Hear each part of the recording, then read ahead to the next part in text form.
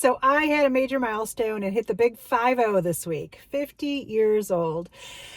Wow. Anyhow, I decided to take it easy on myself with editing this week and do another driving vlog. I really enjoy them. I have a lot of fun. I feel like with my frazzled brain, sometimes I don't remember things, even a day later. So I like these because I can just tell you fresh off of my mind what I just read, what I just listened to. Anyhow, I really enjoy them and I figured let's do an easy driving vlog this week while I'm on vacation and taking it easy. So yesterday I started, and I mean like barely started, The One by John Mars. Now here's what I know about the book. It's not really a spoiler, but I did a few years ago, whenever Netflix did the TV series, The One, I did watch that. However, I remember about this much. From it. I vaguely remember the opening of the show. Like, again, I watched it. I just don't really remember it other than it's like some kind of dating app or something like that in this futuristic alternate universe type. It's not sci-fi, it's not dystopian. It's just like this futuristic, given that technology has advanced society. That's about, all I remember, like, I know it's this dating app or something where it like matches your perfect person or something, the one, and it goes wrong, I think. I'm struggling to remember, and I'm trying not to remember, actually. So we'll see how this goes. I'm doing it on audio again during my commute, and I believe I've heard it's a really good audio book, and so we'll see. So I have been listening to, on my way to work and now on my way home from work, I've been listening to The One by John Mars, and wow, I could see why they made a TV show out of it. It is so addictive. Like, I will say that I've noticed in the 3 John Mars books that I have read, it takes me good few chapters to kind of get in the groove because there's so much going on, or there's so many different people that you need to meet and kind of get a feel for. So there is that. That is 100% true and real. However, once you allow yourself, like, you need to tell yourself that you don't need to know everything about these people in those first couple chapters. They're just laying groundwork for you to get to know them. So just let yourself go with the ride. You'll forget about the fact that there's so many, and all of a sudden you'll just find that groove. And once you do, oh my gosh, like, it is so addictive, and so like you have to know what's happening with all of these situations that are going on right now. And it is absolutely not a romance. And yet, because this one's about finding a perfect match, there's so much angst and yearning for some of these people that are not with their match. It's pretty amazing. Like, I don't know, it is really addictive. I'm probably about 50% of the way through because I was able to listen during lunch break as well. Wow. Yeah, I'm really enjoying this book. It's really good. I mean, it's no shocker. Clearly, many people really like this book, but wow, it's really, really good. I'm really enjoying it, and probably going to listen to it more on my treadmill and then on my commute tomorrow. So yeah, The One by John Mars, I'm really enjoying it. Good morning. I think this is going to be the final day of The One. I think I have like maybe an hour and 15 minutes left. So if I really maybe throw in a few minutes during lunch, I should finish between my drive to work and from work. I will say it has been a really enjoyable book. Everything at this point is completely going off the rails. Everything's unraveling. The one person in this book who I thought was going to have like does have one of the most out there stories and least hopeful, somehow is maybe she's the only one that's going to end up having a happy ever after. I don't know, but I don't see happy ever afters for very many people / couples / individuals in this book. They're wow. It's all going off the rails. I will say it's interesting. The technology itself isn't what's going off the rails. It's the manipulation of it. So in this future alternate world universe, this gene has been discovered where, your DNA strand and somebody else's DNA strand, somewhere in the world, you have somebody who is your exact match based on your DNA. And, interesting concept. It really is. Unfortunately, human error and people manipulating for evil reasons just to mess things up for everybody. So we'll see how this ends. I don't see it ending good for anybody except maybe one person, but I'm really enjoying this book. While I was getting this video ready, I'm thinking the only thing I have left to do is finish Closer Than You Think and do the review for that, which I'm close. I'm still not finished. Like, it's just that long. But in editing, I realized I never did a wrap up to The One. So my final review after finishing The One by John Marrs, it was really good. I enjoyed it. I thought only one of the couples was going to get maybe, I don't want to say happily ever after because it's all twisted, but satisfying conclusion. And it was actually more than one of them. So I was happy to see that, and that they all kind of went through a lot.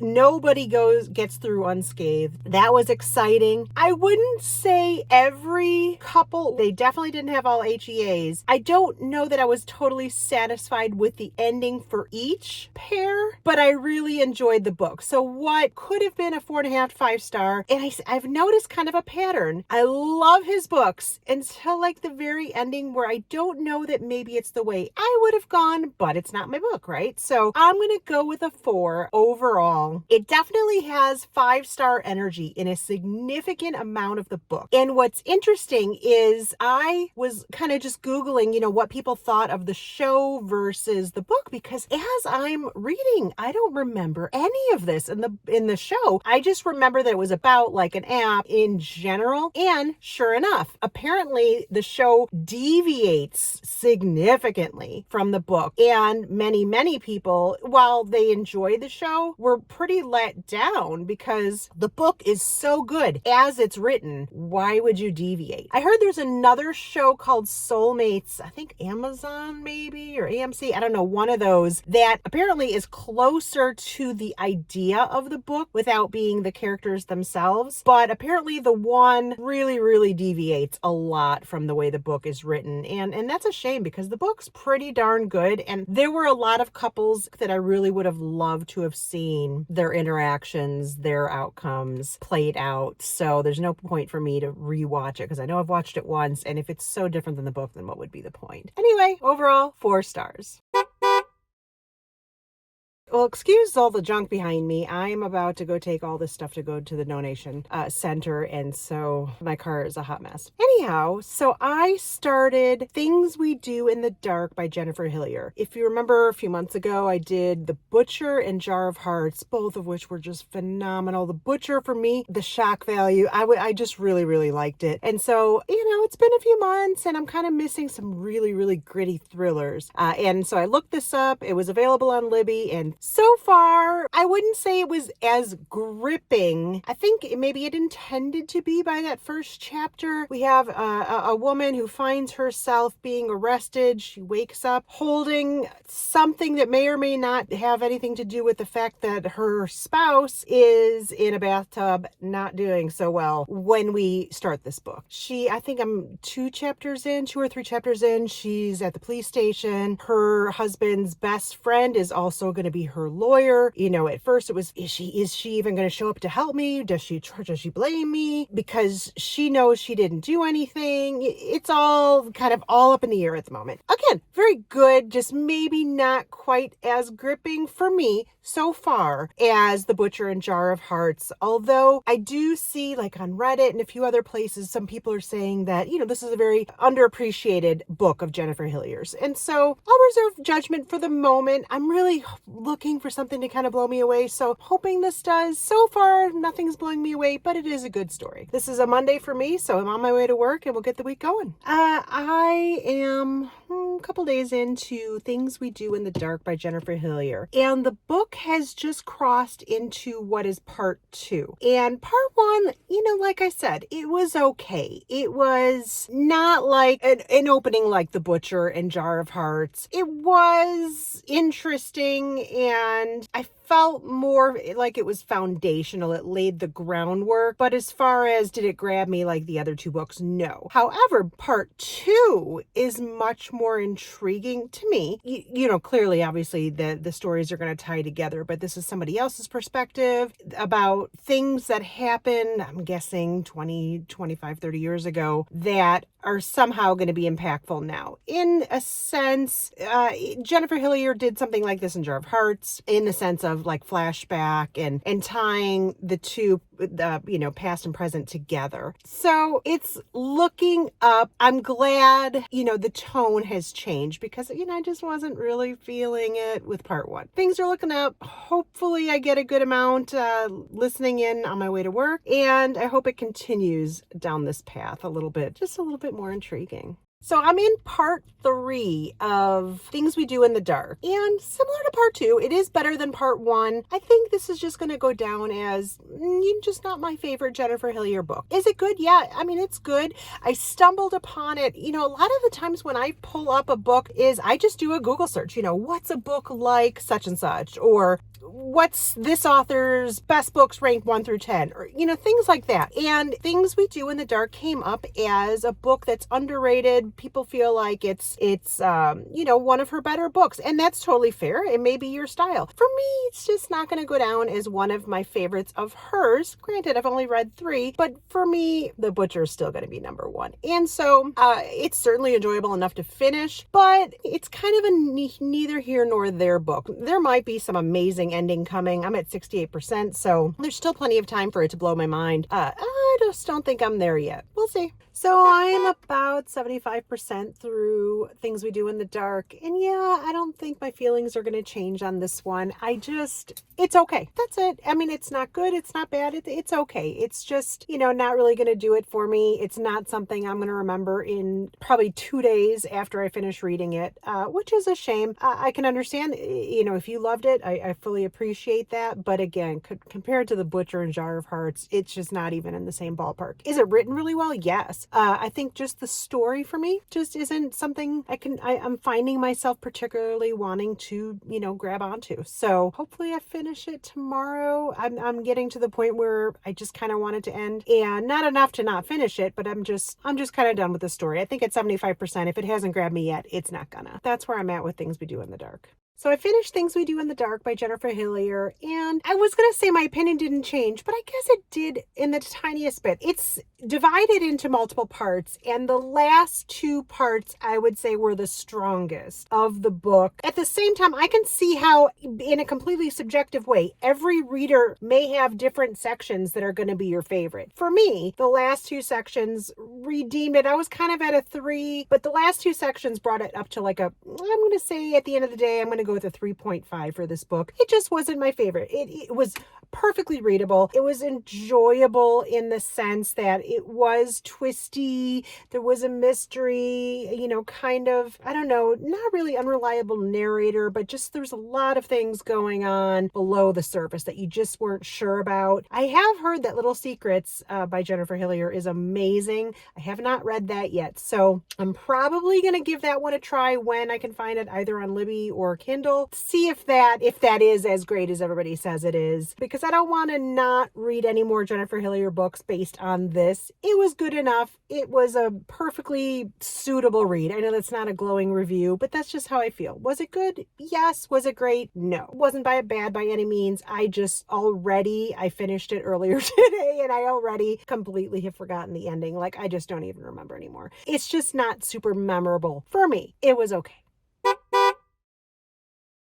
Okay, so I'm starting 2 new books today. The first is going to be my audiobook for my commute, and that is Open Season by Linda Howard. I did a search just of some of the best romantic suspense or people's recommendations, and this is how I find a lot of my books. I just type in, Google search, and whatever threads come up on Goodreads, Reddit, whatever, I just like to read other people's recommendations that way, and that's sometimes how I find some of my favorite authors. And so I've not read Linda Howard yet, but Open Season was one of the books that came up as, kind of a crowd favorite. The opening prologue, yeah, it's intense and creepy. This is some kind of a serial abductor or something, and this is the abductee's point of view. Oh, it's just nail-biting and terrifying, and the right start for, I'm assuming, what's going to be the overall feel for this book. And it's definitely setting the tone. I've just started the,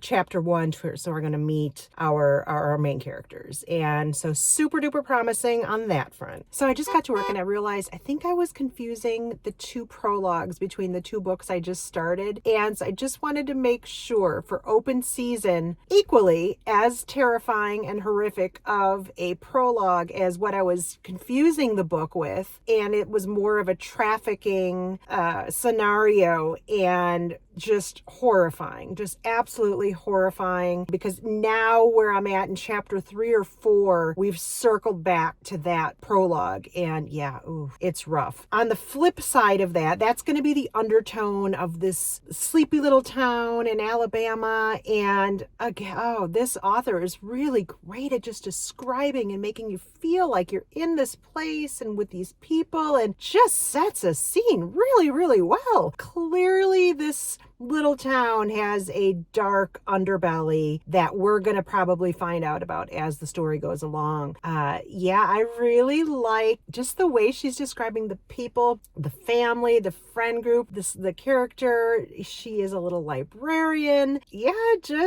I think I'm really gonna like this one. Just wrapping up my daily commute, and I, obviously have another 30 some minutes into Open Season by Linda Howard. And this is kind of funny. I did not in any way check. I looked for a recommendation. All I care about is that it's supposed to be a really good romantic suspense. I don't care when it was written, popularity, although I think it has like a 4.2 or something like that on Goodreads. I'll have to double check. Holy cow, when they get to this one scene, the police chief, he says, something about, let me check my pager. And he's like, yeah, I'm always on call. And I'm thinking, wow, anybody in their 20s and 30s, really, I'm sure y'all know about pagers. But those of us in the Gen X and later category will actually remember using them. And I looked up really quickly because as soon as he said that, I'm like, oh, are you kidding me? This was written in 2001, which I don't care when something was written. I don't think we should only read books that are coming out this year or recently. Like, there are so many books at our disposal. Why shouldn't we read any and all of them? You know what I'm saying? Like, just because it's older, it has absolutely nothing to do with whether or not it's a good story. And it is a good story.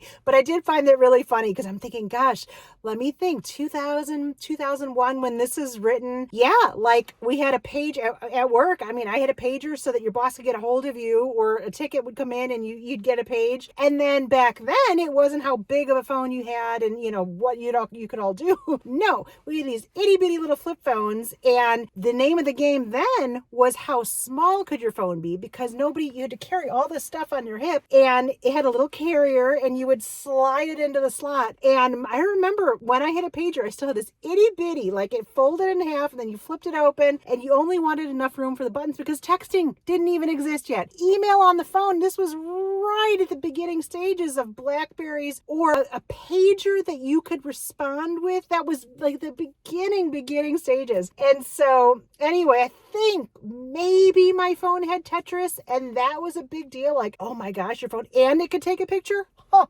wow. Like, anyway, so it took me back quite a bit. I finished Open Season by Linda Howard, and I really think this book is a testament to not excluding books from your roster of what you're going to read because of when they came out. Except for the mention of a pager, I had no idea, and that's what prompted me to go back to learn when this book was written, which was 2001. So that chapter or two was almost just kind of fun, like a throwback to remembering how it was and how we communicated with each other back then. Anyway, overall, really good romantic suspense. The story itself was sad, intriguing. The cat and mouse of the main character being chased or being pursued by the bad guys, and this police chief protecting her. It was all really, really good, and everything. It was very Sandra Brown, Nora Roberts back in the day-esque. It has that feel to it. If you're closer to my age, you're probably well versed in that style of writing of romantic suspense. And I just really enjoy it. Whether or not it's young and hip and all of that these days, I really don't care. Like, it was just good. And I will easily be looking into her entire catalog and finding my next Linda Howard read. And I think I already have one on Libby. So for me, yeah, I'm gonna go with a 4.25. I had a really good time. Like, I really enjoyed the overall feel, the town, the family, the main character. It didn't get too deep into their psyches, and that was okay. I just wanted a good story. I just wanted that feel with, the suspenseful backdrop to the romance and the small town. Yeah, it was just really good, and I'm definitely going to be trying another one. The next book that I'm reading at night, I use my Kindle in dark mode, and I read, well, usually I start in light mode, like 8 or 9 o'clock, and then I'll read until basically I switch to dark mode, lay down, just kind of, that's how I shut my brain down at the end of the day. And I started Closer Than You Think by Karen Rose, another author I've never read before, but a high recommendation as far as romantic suspense goes. Also, a very interesting prologue beginning to this book. The recommendations, I've got to say, sometimes just Google it, just Google what other people recommend. If you're not afraid to just try some new people, and these may be highly, highly popular authors that I just haven't read yet. You may all be like, well, of course, all her books are great. Like, I don't know that. And so the recommendations have not let me down. Great opening, setting the tone, and I've already gotten into, I think I might be in chapter 3 or 4 in this. It has, I don't want to say a slower pace. It's a lengthy book, but every page is filled with useful information, but it's set in a tone that's easy to go along with. It's not like go, go, go, go, go, where you're picking up all this stuff that's flying at you like debris or something. It's all filled with useful information, but at a pace where you feel like you're settling into this town, into this atmosphere, into her headspace. Our character Faith, she's fleeing, running from something in her past. Somebody had tried to unalive her 4 times now, and she thinks she's a psychiatrist or who tries to help women, and she helps treat their attackers, and as a way of trying to find out what makes them tick, how these women can protect themselves and things like that, which is a great and noble cause. But one of the people who she may have assisted in putting away is now back for revenge. That's where we find ourselves. And so she has had enough, and so she has inherited her grandmother, who has just passed, this old gigantic home, I believe Ohio. Yes, because the series is called Cincinnati 1. She's going back to basically her roots and to this old home, and we've only just arrived, and she's pulling up to this ominous house, and you could tell she has feelings of maybe not the best memories. And so that's where I'm starting out this book. But I've got to say, the writing is really nice, and while it is spread out, it's not fast paced, it's not slow paced, it's maybe just the right pace. There's just a lot going on, and you feel yourself immersed in this location and in her headspace. And pleasantly surprised. Karen Rose, never read before, but it's looking good so far. So I was able to get some more reading done on Closer Than You Think this afternoon, and it is a really complex story, and it is a police procedural. It is romantic suspense, but it's also like not just suspense, but very procedural in that this all, so far I'm 20% in, and it's all taking place over right now. We've only gone a day, and so like let's say we started on Sunday at 4 o'clock, and then like the next update or the next chapter will be Sunday at 5:45, and then so now we've gotten all the way to the next day at like 9:05 p.m. and these different things that are happening, and it's really interesting, and I'm curious if that's how the remainder of the book is going to be. Like, if this whole massive thing that's happening, does this all happen like within a span of a few days, within a span of a week, in the way that like a show like The First 48, where the police have so much time when things are fresh to find the answers that they're looking for. And so it's really, really interesting. I could see where we're hinting at the romantic side of the romantic suspense with the two main characters, and they're both very interesting, both not really flawed. They have baggage. And so that's really interesting. And they're kind of sniffing around each other so far. Neither trusts the other. Because of that, it's very much in the kind of feeling each other out stage of, do they even, like I said, trust each other? So that's, where we're at. They've only met because of this investigation. Given that it's a romantic suspense and that it's in a procedural format in that we've only covered a day, like how far can it go? Again, I don't know any of these things, but it's super, super interesting. Riveting, quite frankly, the way it's written, the story, the tragedy of it. Really interesting. So Closer Than You Think by Karen Rose is getting really, really exciting. It is a very different style with the, it progresses a couple hours throughout the book where I'm at so far. I think I'm at like the 40% mark. It's a lengthy book, but it's so edge of your seat. There's so many things happening in between these short bursts of time with the poor girls who are in this horrible situation with this serial. I don't even know yet what he is. Is he, a serial unaliver? Is he a serial, snatcher? Like, I don't know yet, but he is certainly trying to unalive our main character and has at least 4 times as we get into this book. And so this is all happening while this guy is trying to get at her, while she's meeting this FBI agent, Novak. Again, only I think we're now on day 3 or 4 of the investigation,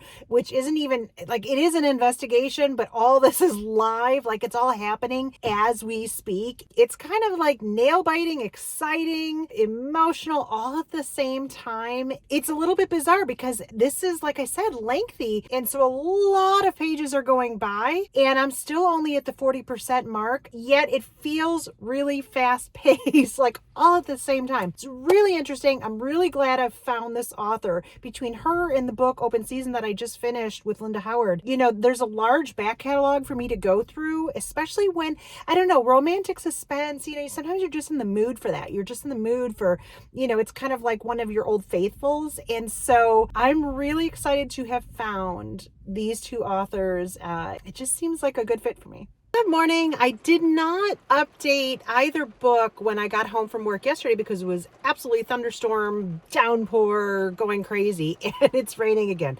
So I don't know if I'm going to be able to use this clip. We'll see. So let me keep it brief. My update for Closer Than You Think. I thought I was further along than I am, but again, it's a really long book. So I'm nearing 35 to 40%. And my reading time at night, I've just been starting later. I don't know why. I've just been distracted doing stuff. I'm getting ready to take vacation at work. So I'm trying to wrap up anything I could possibly need to wrap up work-wise, before my work week, my vacation week kicks in, because, who wants to be bothered on vacation? It's really giving me 5-star energy. Like, I'm really enjoying this book. It's so intricate, but it's got an easy to follow, way about it. There's so much going on and the timeline is very rapid while not making you feel rushed. There's so much going on with this manhunt for this serial unaliver / serial, snatcher. And he's closing in on his target. And at the same time, her relationship with Agent Novak is getting more in depth. They're growing closer together through the trauma and the fear and the shock and just the adrenaline of what is happening. And it's really quite fascinating. There's snippets of the girl who's been taken and her working out in her mind how she can help herself to get out while all these people are looking for her as well. And so you're getting little glimpses in her mind. You're getting a POV of the snatcher, of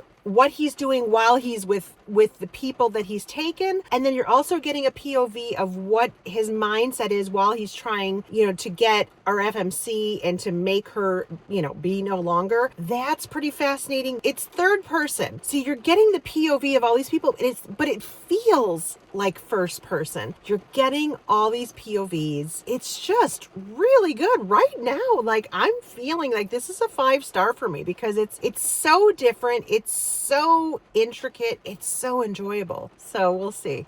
Just a quick update on Closer Than You Think. It's interesting. I'm reading it because I love romantic suspense. But another thing that's giving it that 5-star energy is when the romance or the heating up of it, because this book is so long, it's doing it in an appropriate amount of time. It's not like insta love. But when it starts to not even be that important to you because the story is so darn good and the complexity of the layers of this story, I mean, just there's so many layers, and it takes a lot of imagination to do that and to weave it all together so well. Like, I'm excited for the romance to eventually kick in, and there's hints of it, but it doesn't even matter to me. This could stand up on its own just as a crime thriller. So far and right now, this is going to be a 5-star read for me, and I'm really excited. And while there's other books or authors that are coming up as suggestions now that, have similar type of writing styles, so it's just amazing how if you don't focus only on,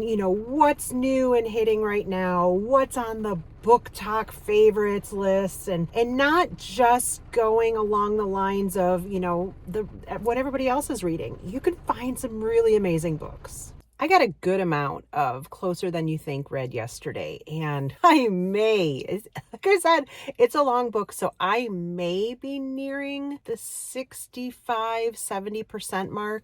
Some books there's ebbs and flows. No, this one is just good. It's just good. There's so much going on, and again, it has that structure of now it's Tuesday, and it's 2 hours later, and what's going on. There's so much going on, and it all works. Nothing is confusing. Maybe because it's spread out over so much, maybe that's more realistic, because in the complexity of what is happening right now, there's so much happening. And if they try to gloss over it just to make it fit into 3 chapters versus 10, you're going to lose some of the wow factor. You're going to lose some of the details that are so interesting to pick up on and try to piece together. While it is a crime thriller, romantic suspense, you do want to feel that mystery element, right? Like you want to feel like you can figure something out. I thought I had like kind of a beat on what's going on, and now I'm starting to doubt myself